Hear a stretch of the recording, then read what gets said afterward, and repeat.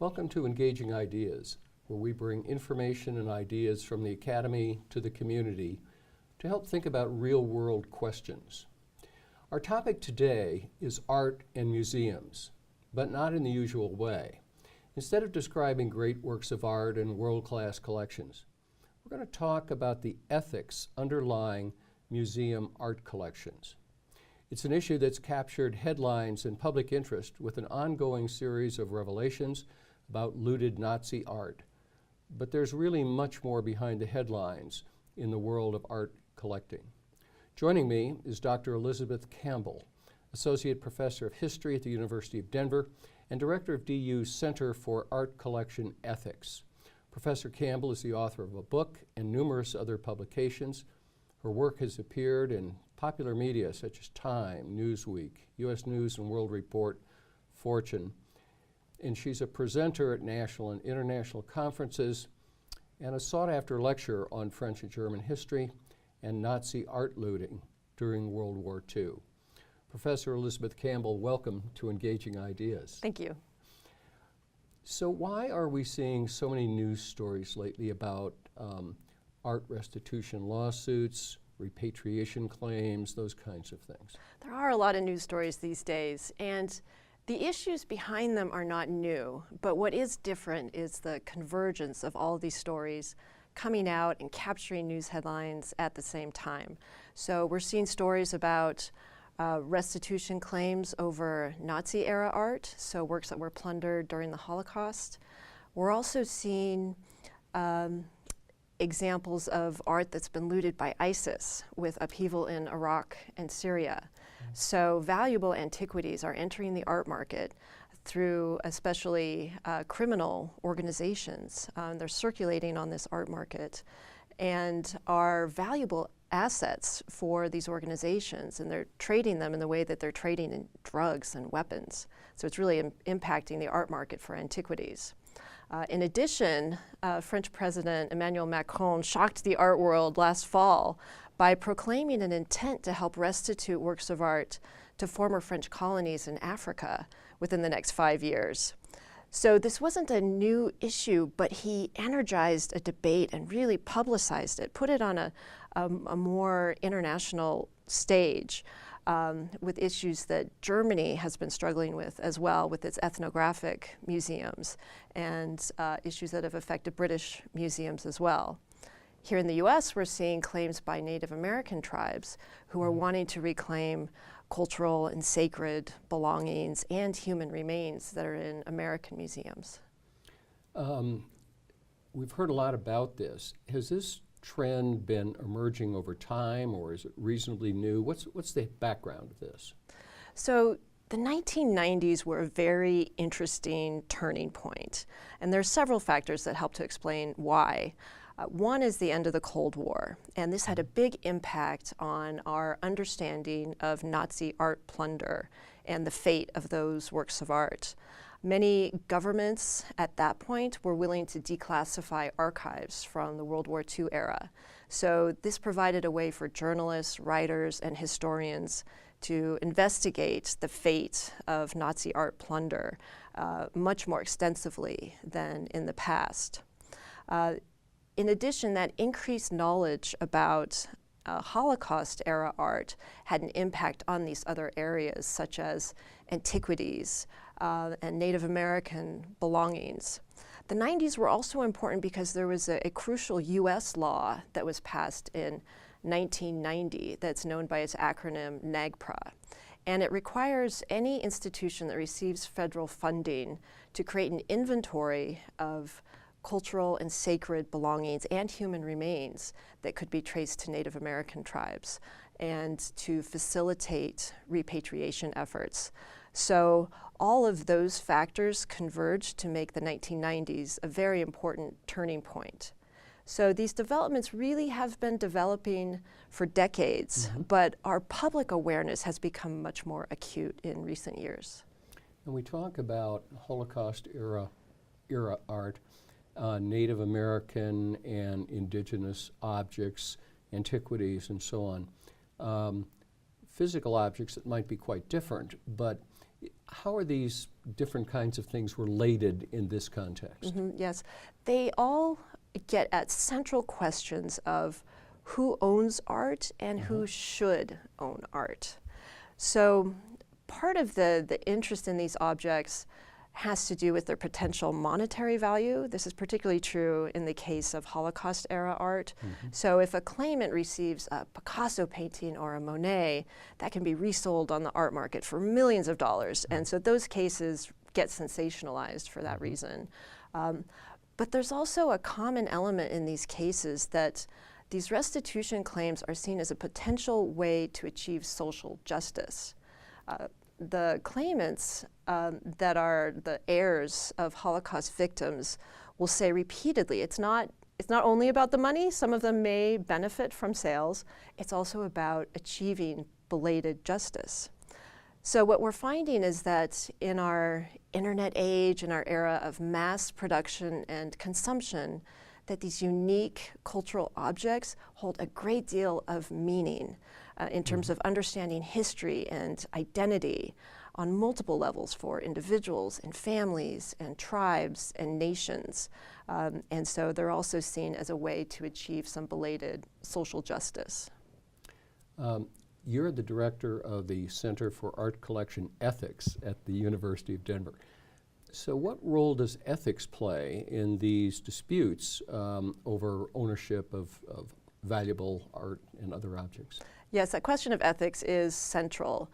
So museums often can claim to hold clear legal title.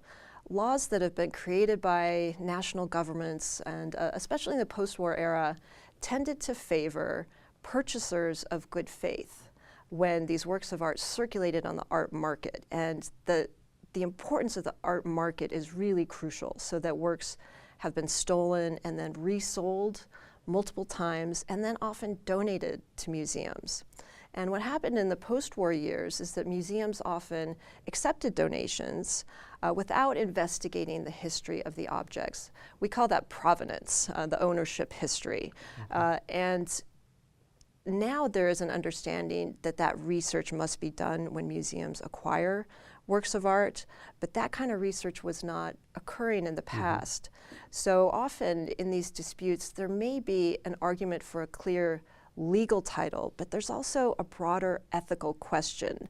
So we are seeing cases where institutions realize that there is an ethical reason to restitute a work of art or to reach a settlement, even if that institution might be able to claim legal title. So how should institutions act? Obviously, some are stepping forward and addressing these questions, but we've got a real shift in attitudes, I think, going on. So how does it relate to the institution's right to hold sensitive objects? How should they react to this? Well, in the United States, most of our museums are private, in contrast to European systems where most of the museums are public.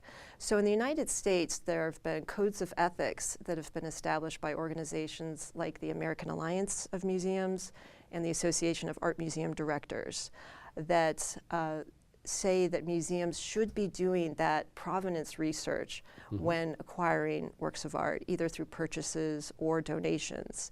So it's very important that that research is carried out both when acquisitions are taking place and also on permanent collections.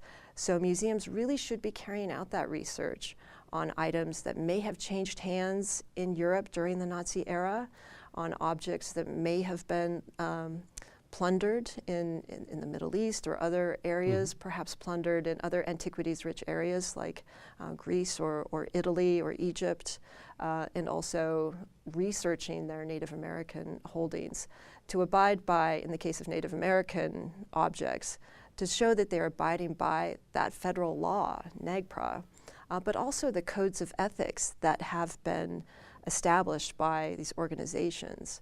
And another key element is making those findings public, which most museums are doing. They're making a good faith effort to put findings on their websites, but it needs to be very thorough and it needs to be updated regularly.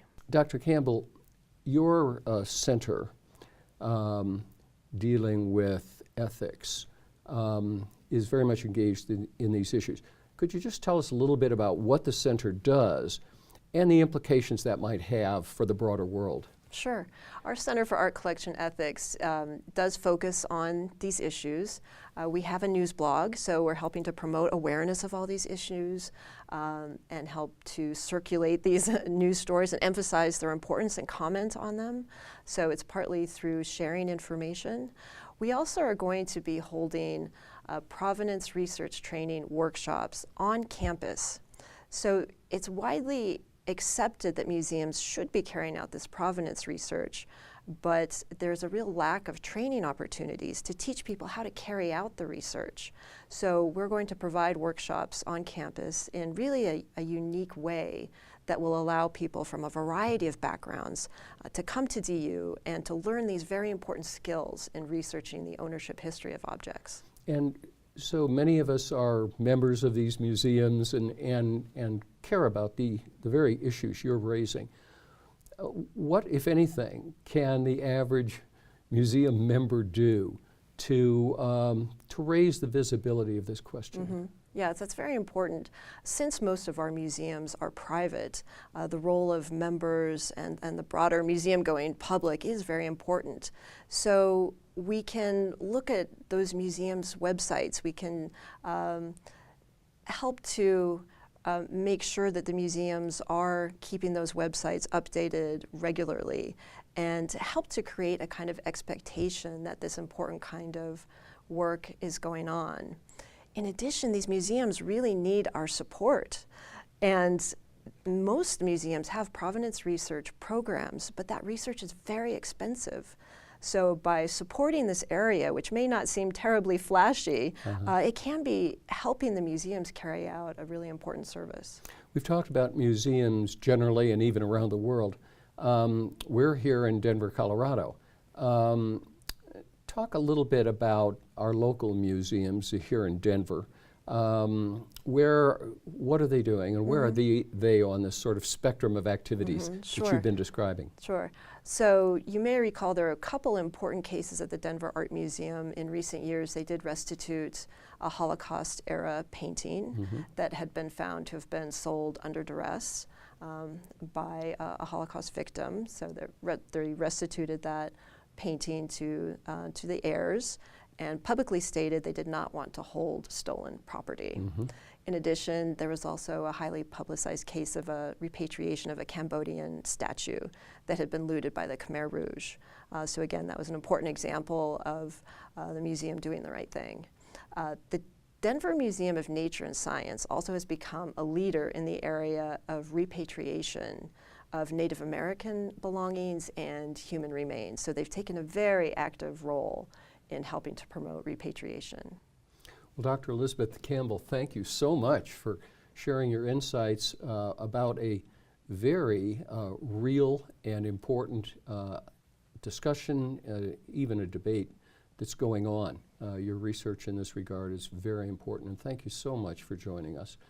I hope you'll join us in the future as we bring more engaging ideas from the Academy to the community. I'm Jim Grismer. Thank you for watching.